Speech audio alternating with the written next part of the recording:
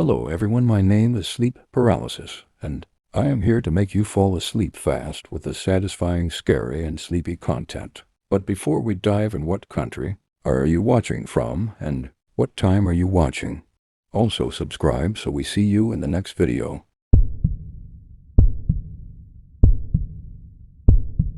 When I was 12 years old, my mom had just started trusting me enough to leave me home alone. So, this had to be when I was 12. We live in a peaceful and ordinarily safe little town. Quiet streets, spacious yards, friendly neighbors, and a charming little village with a bunch of shops and restaurants. It really is not a place where you need to look over your shoulder at night if you're walking, alone, or anything like that. It just feels safe, which is part of the reason my parents trusted me home alone at such a young age. I still live with my parents today in the same house. The night in question, it was a weekend. My parents were leaving me home alone for the night. When we were really little, my grandparents would watch my older sister and I, but since my sister wasn't home for whatever reason, and since I was kind of old enough to be left alone at that age, my parents decided to just trust me by myself. My parents had us young, so they've always been a bit more active in the sense that they'd often travel or go out on the weekends with their friends. They left me some money for pizza for dinner. It was the ideal night for a 12 or 13-year-old. House to myself, video games all night, and pizza for dinner. I used to be obsessed with James Bond video games when I was a kid, so I was playing some game called Nightfire for like my third playthrough on my PS2. After I finished the game again, I decided to order the pizza. There was a pizza place right by our house called Johnny's. It's been closed for years now, but it was one of my family's go-to pizzerias. I ordered a regular pie. At the age of 12, I could easily eat 3 slices by myself. My mom told me to wrap the leftover slices in tin foil and put them in the fridge. I switched out discs for another video game in the meantime while I waited for the pizza. And when the doorbell finally rang, I hurried downstairs with a $20 bill my parents left me. My mom told me to tip $4. The pizza place was like 3 blocks away, so honestly it wasn't a bad tip, especially for the time. The delivery driver was some 30-some-year-old looking guy, though he looked a little rough, like he had a really long and gross beard. He also wore glasses and was wearing a black trucker's hat. I gave him the 20 and asked for the specific change. As he handed me the box and counted the change, he looked up at me and then looked past me into the house and said, "You alone here?" I knew it was an odd, creepy question, and my parents taught me well about being wary of strangers. I said my parents are on their way home. A stupid answer in retrospect. I could have just said no, but I knew he was asking because, first of all, there were no cars in the driveway, and the fact that a kid was accepting the pizza at the door instead of an adult's. After he handed me the change, I closed the door. I ate in the kitchen, probably had 3 slices, and then wrapped up the rest of them and put them in the fridge. I went back upstairs and played my other James Bond PS2 game, Agent Under Fire. I liked this one less than Nightfire, but it was still good. Hours go by of me playing. It was probably 11 o'clock when the doorbell rang. Naturally, thinking it was my parents, I rushed downstairs to the door.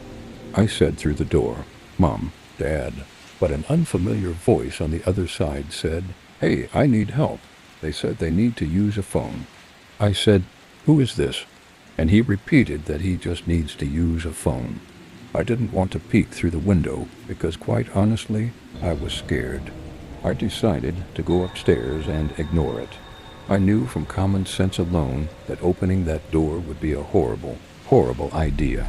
I was walking up the stairs, which are directly in front of the front door, when the man outside banged on the door, and I heard him say, "Wait, please. I need help." What that meant was that he saw me. He was watching through the glass at the top of the door. I turned around, and though it was dark on the front porch, I could still see the outline of the man's head. Though I couldn't see his eyes, it was obvious that he was staring back at me. I ran upstairs and ran to my parents' room. The only house phone that was upstairs was in my parents' room, so I went to the phone immediately and called my mom's cell phone number. I didn't memorize my dad's number at that age. My mom picked up the phone, likely under the influence of a few glasses of wine, and then I told her that there's someone at the door asking to come in. This comment likely sobered her up instantly, as I remember her tone shifted dramatically, and she sounded much louder and more concerned. She asked me a few questions. Firstly, if I had answered the man or at all made him aware that I was home, and I told the truth and said yes. I asked who it was. My mom's tongue grew more and more concerned. She asked me if for any reason someone knew I was there by myself, and I immediately thought of the pizza guy. I told her that the pizza guy asked if I were here alone and around. This time the doorbell rang 2 more times. I told my mom in a panic, expressing that the guy would not leave. My mom told me to stay put in their room and keep the bedroom door locked. She said they were calling the police. My mom kept me on the line with her phone while they called the police using my dad's phone. They had to leave the restaurant they were in to go outside to better be able to communicate. It was a summer night. The windows were all cracked open to let some air into the house, and through my parents' window, I heard the gate on one side of the house leading to the backyard opening. It opened in a very discreet, gentle-sounding way. I told this to my mom, and she kept telling me to just stay quiet, stay in their room, and keep the lights off. I said quietly into the phone, "What if he tries getting in through the den window?" My mom would tell me to just stop talking and wait for the police. She would continue talking into the phone, feeding me updates from the police and their ETA, reminding me also to not talk. I was starting to calm down just a bit when I heard the unmistakable sound of footsteps downstairs. Footsteps of someone inside the house, wandering around. I whispered this in a panic to my mom, and I heard her scream something, and to the other phone, to the police. Probably something along the lines of, "The man is inside the house. Hurry up." My mom told me to hide under the bed and wait there. For my 12-year-old self, it was the most horrific, unreal moment of my life. The only thing keeping me feeling relatively protected was the tiny little lock on my parents' bedroom door. I heard footsteps coming up the stairs. The stairs are by my sister and I's bedroom down the hall. My parents' bedroom is further down. The footsteps faded for a few moments. I'm assuming as the intruder went into our bedrooms, searching.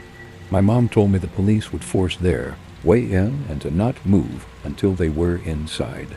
I heard the footsteps in the hallway coming down this way until they got to the bedroom door, and then they tried pressing down the doorknob only to find it locked. They tried a few times as if that would somehow magically unlock the door. Then there was a light knocking on the door, but the person on the other side didn't speak a word. They tried the doorknob one more time before I heard the footsteps walk back down the hallway, then down the stairs, and they faded away deeper into the house. I did my best not to burst out into tears the entire time. I didn't even whisper anything into the phone because I was too scared to make the slightest sound. My mom finally told me the police were there, but to still stay put. I was expecting to hear them kick down the door, but instead, I just rather suddenly heard multiple heavy footsteps and a man shouting my name, identifying himself as a police officer. I heard them coming up the stairs, and my mom gave me permission to answer them and unlock the door. There were 2 officers upstairs when I opened the door, and then 2 more downstairs. They didn't have to kick down the front door because the back door was left completely ajar. The back sliding window was also slid completely open, which was the obvious original entry point. I had to talk with the police and tell them everything that happened, including my suspicion of the pizza guy, with my parents listening in on the phone. They were en route home, and by the time they got back, there were only 2 police officers still at the house. With the police report including a note of the pizza guy, they said they'd do their investigation. My parents brought me to Johnny's Pizzeria the next night and asked me to point the guy out if I saw him. When I didn't see him, they asked the manager which employee matched the description of the delivery guy I described. He said that would be Phil, who is currently out doing a delivery. After explaining the whole scenario, he said there's no way that would be Phil and asked us to leave the premises. Long story short, my parents made a big seen in the pizzeria, and they said they would never give them our business again. We went to the car and waited in the parking lot. We waited for almost an hour, and when he never showed up, we left. My parents thought it was because the manager called or texted the employee, which caused him not to show back up, but who knows. My parents contacted a few lawyers who ultimately didn't take the case due to a lack of solid evidence, stating it would be a waste of time, basically. Ultimately, we never did go back to that pizzeria, and it wasn't for a long while after that my parents felt safe leaving me home alone again, simply because of this incident. Ultimately, I do think it was the pizza guy, or at least someone associated with him, because who else would have known that I was home alone that night? Anyway, subscribe if you find story 1 interesting. Let's move to story 2. When I was a teenager, my parents and I moved from California to a secluded area in North Idaho. My parents had just retired and built their dream home deep in the back country. We had no neighbors in sight, just forest. Endless, dense forest that backed right up to national parkland and paper mill logging grounds. The house was massive. 2 stories, a gym, a full bar and pool room, and a legit movie theater set up in the basement. It felt like the kind of house people dream of. Remote, quiet, perfect. Or so it seemed. I was dating my high school girlfriend at the time. One night, while my parents were out on a date downtown, I invited her over to hang out and watch a movie. We were completely alone. I cracked open a beer. I was underage, but figured no one would care, and we headed down to the movie room to watch Gladiator. Everything started out normal, but somewhere around the midpoint of the movie, maybe close to midnight, something switched in me. Out of nowhere, I was overwhelmed with this fight or flight feeling. It was like my body sensed something my brain couldn't see. My heart was pounding, and I kept glancing at the uncovered windows behind us that looked out into the pitch-black woods. I didn't want to freak out my girlfriend, so I kept it to myself. In fact, things got a little heated between us during the movie, but the whole time I couldn't shake the feeling that we were being watched. I didn't know from where, but I knew.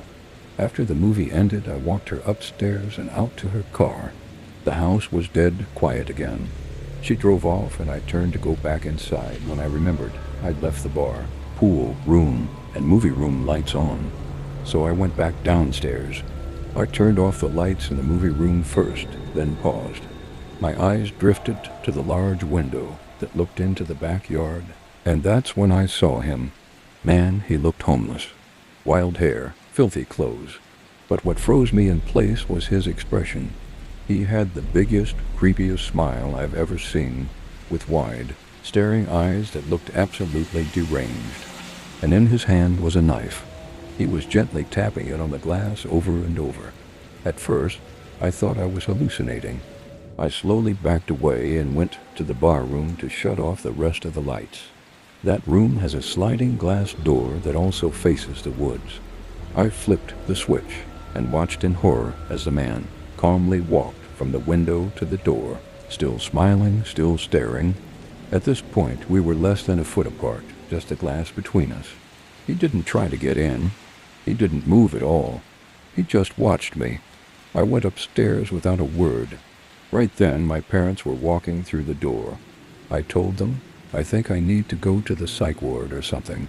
I swear I just saw a guy with a knife watching the outside. My mom went pale. My dad's eyes narrowed. And without a word, he went to the gun safe, grabbed his rifle, and stormed out to check the property. I asked my mom what was going on, and she said, there have been a few break-ins in the area. A guy wandering through the woods trying to get into homes. The description you gave matches exactly. The police were called, but they didn't find anything. No signs of entry, no footprints, just cold black woods. That should have been the end of it, but it wasn't. That night, as I tried to sleep, I could hear a light tapping sound beneath me. My bedroom was on the 2nd floor, directly above the movie room. It sounded like metal gently tapping glass. I tried to convince myself it was nothing. The tapping lasted for hours. This happened night after night for weeks. Sometimes it would stop.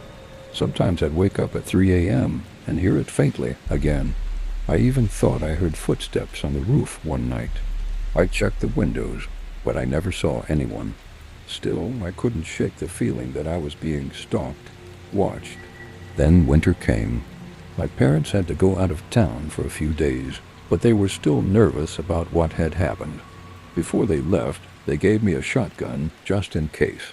We also had a big Rottweiler, sweetest dog you'd ever meet, and totally silent, unless something was really there. One night while I was home alone, I heard slow crunching footsteps in the snow outside, heavy and deliberate. The dog stood up, ears perked, and began growling low and deep at the front door, then barking ferocious, loud, and non-stop. He only ever did that when he saw something real. I stayed silent.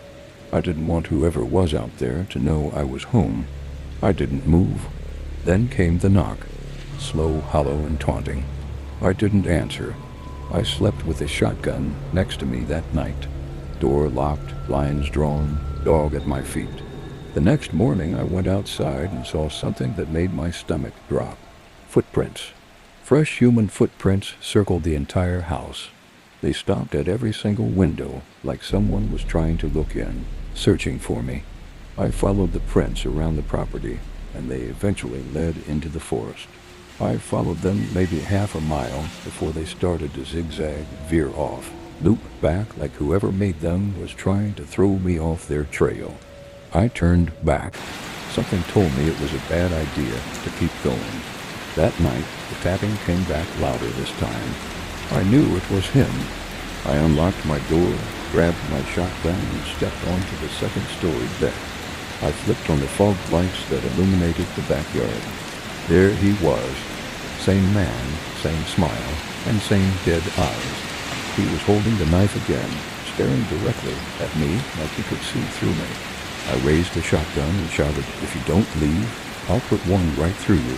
He didn't move or flinch, just stared, unblinking, grinning. I fired a warning shot into the air, and I finally got a reaction. He staggered a bit, then slowly backed into the woods, still facing me. That's when I decided to unleash the dog. I sprinted downstairs, threw open the sliding door, and let him loose. He bolted into the forest like a black missile, barking and snarling. I'd never seen him that aggressive. He had a shock collar, so he couldn't go far. But I like to think he chased that guy off for good, because after that night, I never saw him again. Don't forget to like also as soon as we move on to Story 3, as you enjoyed Story 2. This happened in March of 2022, during spring break. I was in my second year of college. My friends and I, 6 of us total, decided to rent a cabin out in South Carolina for a few days, just to get away from everything. No school, no stress, no phones.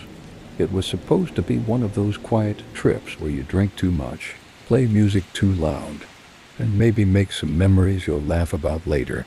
There were 4 of us guys, me, Matt, Chris, and Tyler, and 2 girls, Jess and Sarah. We'd all been close since freshman year.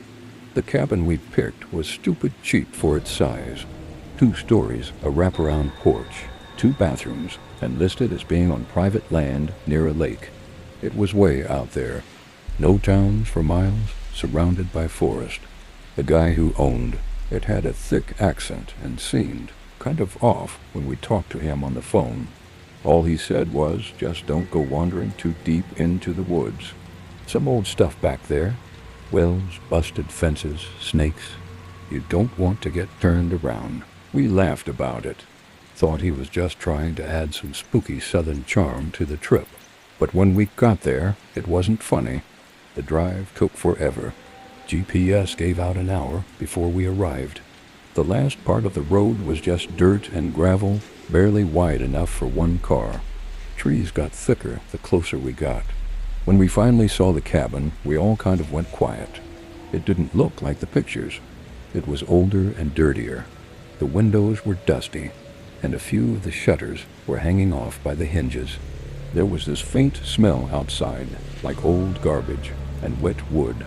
We brushed it off and made jokes. Said it just added character. We unloaded, claimed rooms, and started drinking by 7 p.m. The first night was fun. We grilled outside, cranked music from a Bluetooth speaker, and played some card games. By 11 o'clock it got cold, so we moved inside. That's when I noticed how dark the woods were. I don't mean just nighttime dark. I mean complete blackness. The porch lights barely lit up more than a few feet, and the trees were so dense it felt like they were pressing in from all sides. No bugs, no wind, just total heavy silence. We ended up crashing around. 2 a.m., I had one of the rooms, on the ground floor, right next to the kitchen, small and just a bed and a window facing the woods. At around 4:15, I woke up. No reason, just wide awake like someone had poked me. I laid there for a second, heart beating fast. Then I heard it tap, tap, tap. I thought it was the heater at first, but then it repeated. Steady, non-metallic, non-mechanical. It sounded like fingers. I looked at the window, and there was a man standing there. He was pressed up against the glass, face almost touching it, pale skin, wild hair, no shirt, just staring in. His mouth hung slightly open, like he was breathing through it. His eyes were wide. He didn't blink.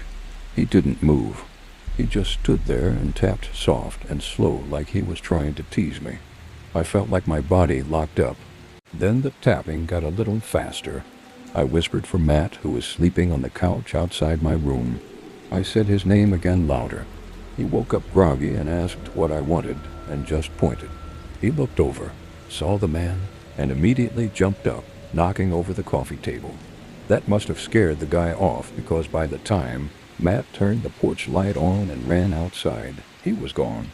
We all got up. The girls were terrified. Tyler tried to convince everyone it was just some drunk local messing with us. Chris said maybe it was a hunter who got lost, but I knew it was that guy watching me. He wasn't lost. We blocked the doors, moved the couch in front of the big living room window, and took turns staying awake for a few hours. Nothing else happened that night. The next morning, we went outside. There were footprints, bare human footprints, circling the entire cabin. They stopped at every window, every single one, even the little one above the upstairs shower. That should have been it. We should have left, but we didn't. We were dumb and stubborn, and we stayed. Night 2 started the same. Drinks, music, fire pit. But the energy was different. Everyone kept glancing at the woods. Jess didn't drink, and Chris kept his hunting knife on his belt. When we finally went inside, we locked every window and double-checked the doors. Around 3:30 a.m., Matt went to the kitchen for water. He stopped in the hallway and called my name. I got up and saw him standing there, pointing. There was someone in the kitchen. The man from before, but this time he was inside naked. His back was to us, covered in long, raw-looking scratches. He was standing in front of the fridge, staring at it like he didn't know what it was. He made this slow, swaying motion, like he was rocking on his feet. Matt didn't speak. He just backed up. We all gathered silently at the hallway entrance. I had a pocket knife. Sarah had the fire poker. Chris grabbed one of the chair legs he'd snapped earlier, trying to be funny. We turned on the light. The man was gone. The back door was wide open, but it wasn't broken. It wasn't forced. It was just open. We left 20 minutes later. No one argued. We packed only the basics, wallets, keys, phones, and drove through the woods until we had enough signal to call the sheriff. When we met the deputy at a diner off the highway, he didn't look surprised at all. He asked if anyone was hurt, then said, "Yeah, we've had some trouble with folks squatting up in those woods. Not always right in the head." We tried to explain it wasn't just some homeless guy. This man watched us, came back 2 nights in a row, and had a key or somehow got inside. The deputy just nodded like he'd heard it before. When we mentioned the owner, his face almost implied that he knew the guy. The listing disappeared a few days later, completely wiped from every rental site. We never got answers and never got a call. We never even got our deposit back. But that face, the way he looked at me through the window, I still see it sometimes when I wake up at night. We don't talk about that trip much anymore. But as far as I know, none of us have been back to South Carolina since. Thanks for watching. Don't forget to subscribe too, so we see you in the next video.